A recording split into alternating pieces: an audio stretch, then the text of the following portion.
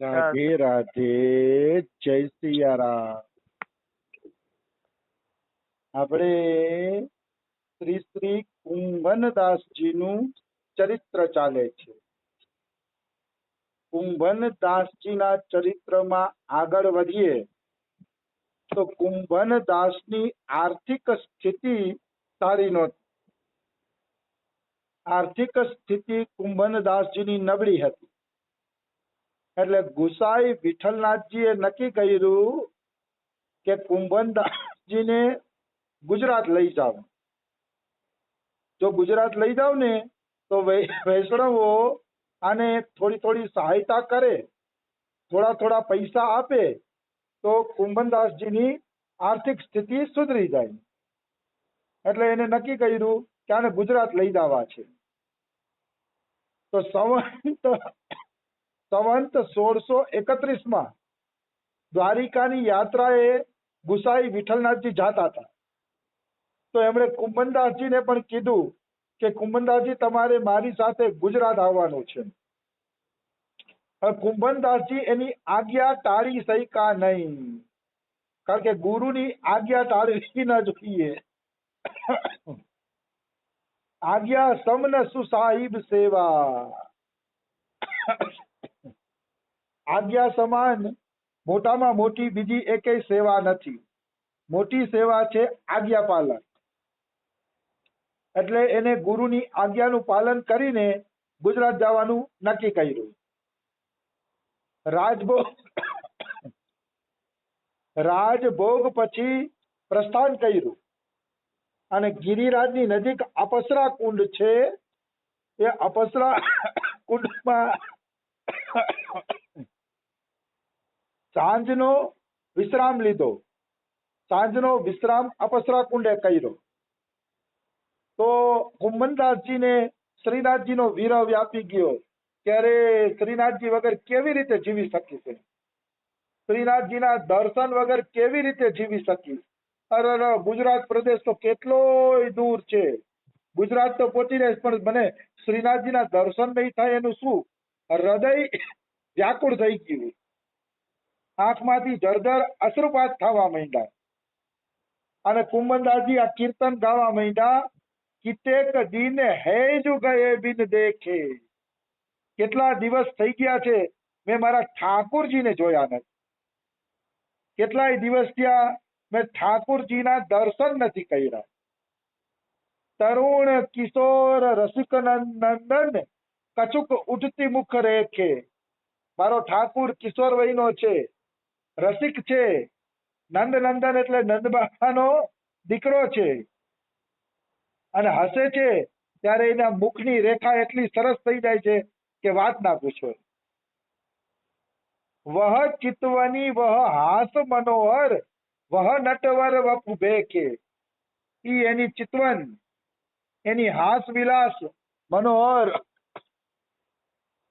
નટવર શરીર, અરે કૃષ્ણ કેટલો સરસ લાગે છે. વહ શોભા વહ કાંતિ વદન કી કોટિક ચંદ વિશેષે. અને એના મુખની શોભા તો એવી છે કે જાણે કરોડો ચંદ્રમાં એની સામે ઝાંખા પડી જાય. એટલો સુંદર કૃષ્ણ લાગે છે.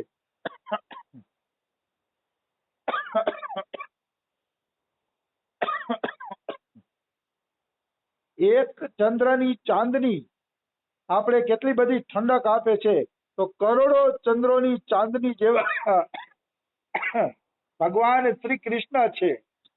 તો એ ભગવાન શ્રી કૃષ્ણ કેટલા સુંદર લાગતા હશે, કેટલા વિશેષ અને દિવ્ય લાગતા હશે. શ્યામ સુંદર સંગ મિલી ખેલન કી આવતી જીરા અપેખે. શ્યામ સુંદર જ્યારે સખાઓ સંગ રમીને ખેલીને આવતા હોય છે ત્યારે કેટલા સરસ લાગે છે. કુંભન દાસ લાલ ગિરધર બિન જીવન જન્મ અલેખે. કુંભનદાસ કે અમારે તો શ્રીનાથજીના દર્શન વગર, ગિરધારી કૃષ્ણના દર્શન વગર અમારું જીવન જન્મ અલેખે છે. મતલબ જીવન લેખે છે જ નહીં. જો શ્રીનાથજીના દર્શન થાય તો જ જીવન લેખે ગયું, નકર અલેખે. બેકાર છે જીવન, નકામું છે જીવન. આવું પદ ગાયું અને એક એક વૃક્ષને ભેટી ભેટીને કુંભનદાસજી રોવે છે કે હે વ્રજના વૃક્ષો, હું તમને છોડીને જાઉં છું. હે વ્રજની રજ, હું તમને છોડીને જાઉં છું. હે શ્રીનાથજી, મારું શું થશે, હું તમને બધાને છોડીને જાઉં છું. આ રીતે રોવે છે, ખૂબ રોવે છે. તો એની વીરા વ્યથા જોઈને વિઠ્ઠલનાથજીને એમ થયું કે હજી તો અમે ગોવર્ધનની બહાર નથી નીકળ્યા, ત્યાં આની આવી દશા થઈ ગઈ છે, તો ગોવર્ધનની બહારે વયા જશે તો શું દશા થશે? હજી તો ગોવર્ધનની બહાર નથી નીકળાય, ત્યાં જ આવી દશા. અને ગુસાઈ વિઠ્ઠલનાથજીને કીધું કે કુંભનદાસ, તમારે ગુજરાત નથી આવવું, કે જાઓ શ્રીનાથજીને પદ સંભળાવો અને શ્રીનાથજીની સેવા કરો, તમારે આવવાની કોઈ જરૂર નથી.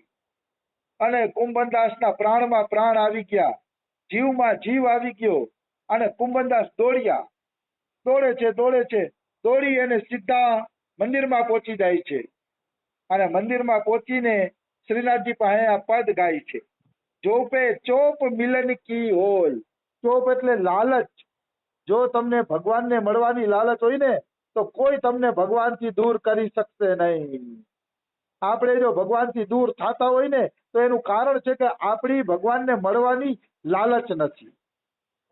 જો ખરેખરી લાલચ હોય, ખરેખરો એક ભગવાનનો વિયોગ થતો હોય, તો અવશ્ય ભગવાન એ જીવનો સ્વીકાર કરે છે. અને ભગવાન એ જીવને ક્યારેય પોતાનાથી અલગ કરતા નથી. કુંભનદાસજીને ગુરુએ અલગ ન કરી શક્યા. બોલો, ગુરુને પણ કેવું પડ્યું કે તમે પાછા વયા જાઓ. એને કેટલી બધી ભગવાનને મળવાની પ્યાસ હશે કે ગુરુને કેવું પડ્યું કે કુંભનદાસજી તમે વયા જાઓ, તમારે અમારા ભેગું આવવાની જરૂર નથી. આનું નામ વ્યાકુળતા કહેવાય. ઘણા લોકો કહેતા હોય તમને ધામમાં આવવું હોય તો આ રોકે છે ને ઓલા રોકે છે ને અગાવાલા રોકે છે ને આ રોકે છે ને ઓલી મુસીબત, એ બધી આપણી વાતો છે.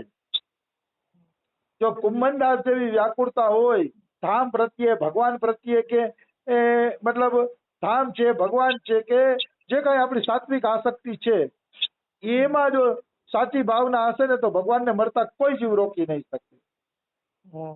કોઈ એટલે કોઈ જીવ રોકી નહીં શકે. પછી તમને ગુરુને પાસે સત્સંગની આસક્તિ હોય તો ભલે, ભગવાનમાં આસક્તિ હોય તો ભલે, વ્રજમાં આસક્તિ હોય તો ભલે, ધામમાં હોય તો ભલે, જ્યાં તમારો ભાવ હશે ને ત્યાં તમને ભગવાન પહોંચાડી દેશે. તમારામાં સાચો ભાવ હોવો જોઈએ. ચોપે ચોપ મિલન કી હોય. શ્રીનાથજીને પદ સંભળાવે છે કે હે શ્રીનાથજી, તમને મળવાની ઈચ્છા હોય ને, તો તમે એ ભક્તને દૂર જવા જ નથી દેતા. તો કત રહ્યો પરે સુની સજની, લાખ કરે જો કોઈ. તો કોઈ એને દૂર રાખી શકતું નથી કે સજની, લાખ કોઈ એનો પ્રયત્ન કરે તો ભલે કરે, એને કોઈ દૂર કરી શકતું નથી. ચોપે વિરહ પરસ્પર વ્યાપે તો ઈ બાત બને. પણ કુંભનદાસજી કહે કે આવી વાત ત્યારે જ બને છે જ્યારે વિરહ પરસ્પર વ્યાપે. ભગવાનને વિરહ હોય અને ભક્તને વિરહ હોય. પરસ્પર ભક્ત અને ભગવાન બેયનો વિરહ હોય તો જ આવી વાત બને છે. તો જ ભગવાન ઈ જીવને દૂર જવા દેતા નથી. નહીતર ભગવાન ઈ જીવને દૂર મોકલી દેશે. વિરહ પરસ્પર હોવો જોઈએ. મતલબ કુંભનદાસજીને ધામની બહાર જવું નહોતું ગમતું, તો ઠાકુરજીને પણ કુંભનદાસજીના કીર્તન વગર ગમતું નહોતું. એટલે જ કુંભનદાસજીને ઠાકુરજીએ બહાર જવા દીધા નહીં. આવી વસ્તુ છે. દર અરુ લોક લાજ અપકીર્તિ એકો ઉચિત ન ગણે. તમે દર, લોકલાજ, અપકીર્તિ આને કઈ ચિત્તમાં જ્ઞાન આપો જ નહીં. ચિત્તની અંદર આ કઈ ધ્યાન દેવા જેવી વાત નથી. કુંભ મન દાસ જો મન માને તો કત જી આપ સુહાઈ. કુંભનદાસ કે જો તમારું મન ભગવાનમાં માનેલું હશે ને, તો તમને બીજું કાંઈ ગમશે નહીં. ભગવાન સિવાય બીજું કાંઈ ગમશે નહીં. ગિરધર લાલ રસિક બિન દેખે છીન ભર કલ્પ બિહાઈ. આ વિરહી ભક્તિની સ્થિતિ હોય છે કે એને ઠાકુરજીને જોયા વગર એક ક્ષણ એક કલ્પ જેવડો લાગે છે. એક ક્ષણ ઠાકુરજીને ન જોવે તો એને એમ થાય કે જાણે એક કલ્પનો વિરહ થઈ ગયો છે, એવો એને વિરહ સતાવતો હોય છે. આવી વસ્તુ છે. ગોપીઓ પણ કહેતી હતી હો કે બ્રહ્માજી એ પલક બનાવી છે ને, બ્રહ્માજી મૂરખ છે, કારણ કે અમે પાપડનું મટકું મારી છે ને, ત્રુટિર્યુગાય તે ત્વામ પશ્યતામ, પાપડનું મટકું પણ મારીએ છીએ, એટલી વાર પણ તમારા દર્શન નથી થતા, તો અમને એમ લાગે છે કે જાણે એક કલ્પનો સમય વયો ગયો. અમે મટકું મારી છે તો એવું લાગે છે કે બોલો કે જાણે એક કલ્પનો સમય વયો ગયો. આવી વાત છે. એટલે કહેવાનો ભાવ શું છે, ભગવાનનો આવો વિરહ હોય તો વાંધો આવતો નથી. એટલે જ કુંભનદાસજીને ધામની બહાર જાવું ન પડ્યું અને ભગવાને એને ધામની અંદર રોકી લીધા. આવી વસ્તુ છે. હવે આપણે આગળના પ્રસંગમાં પ્રવેશ કરીએ. એક વખત વૃંદાવનની અંદર રસિક મહાનુભાવો ભેગા થયા. બધા રાધા રાણીના રસિક હતા, રાધા રાણીના ભગત હતા, અને એ બધાની વચારે કુંભનદાસજી કીર્તન ગાવા બેઠા. તો કીર્તન ગાવા બેઠા ને તો ઓલા રસિકોએ એમ કીધું કે કુંભનદાસજી આજ તો કઈક રાધા રાણીનો યશ સંભળાવો. અમારું મન થયું છે કે અમે રાધા રાણીનો યશ સાંભળીએ. તો તમે કીર્તન તો ઘણા બધા ગાવ છો એ કે, પણ આજે તમે મને કાંઈક છે ને કે રાધા રાણીનો યશ સંભળાવો. અમારે એ કે તીવ્ર લાલસા છે કે અમે રાધા રાણીનો યશ સાંભળીએ. તો કે ઠીક છે કુંભનદાસ કી, તમારા બધાની ઈચ્છા છે તો રાધા રાણીનો યશ સંભળાવી દો. પછી એને રાધા રાણીની મહિમા ઉપર આ કીર્તન ગાયું. કુંવરી રાધિકા તું સકલ સૌભાગ્ય શિવ, મતલબ હે કુમારી રાધિકા તમે સકલ સૌભાગ્યની સીમા છો. મતલબ એવું કોઈ સૌભાગ્ય નથી કે જે સૌભાગ્ય તમને મળ્યું ન હોય. હે રાધા રાણી તમે તો સકલ સૌભાગ્યના ખાણ છો. આપણે ઘણી વાર કહીને કે ફલાણો માણસ બહુ પુણ્ય કરીને આવ્યો છો અને બધી વાતે સુખ છે. એમ રસિકો એમ બોલે છે કે રાધા રાણી સકલ સૌભાગ્યની સીમા છે. રાધા રાણીને કોઈ દુઃખ છે જ નહીં. બધાય સૌભાગ્ય રાધા રાણીને મળેલા છે. આવી વસ્તુ છે. તો કુંવરી રાધિકા તું સકલ સૌભાગ્ય શિવ, યા બદન પર કોટી સતચંદ્ર વારો, તમારા મુખારવિંદ ઉપર કરોડો ચંદ્રમા અમે વારી દઈએ. મતલબ કરોડો ચંદ્રમાની શોભા એ રાધા રાણી તમારા મુખ પાસે ઝાંખી પડી જાય એવા તમે દિવ્ય છો, એવા તમે સુંદર છો. કરોડો ચંદ્રમા તમારી પાસે કઈ નથી. પછી કહે ખંજન કુરંગ સતકોટી નૈનની ઉપર વારતે. ખંજન પક્ષી છે એમ કે એની આંખ બહુ સુંદર હોય, અને કુરંગ એટલે હરણ, હરણની આંખ પણ ભોળી દિવ્ય અને સુંદર હોય એમ કહેવામાં આવે છે. તો કે અમે તમારી આંખ ઉપર ખંજન પક્ષીને ને હરણાઓને વારી દઈએ.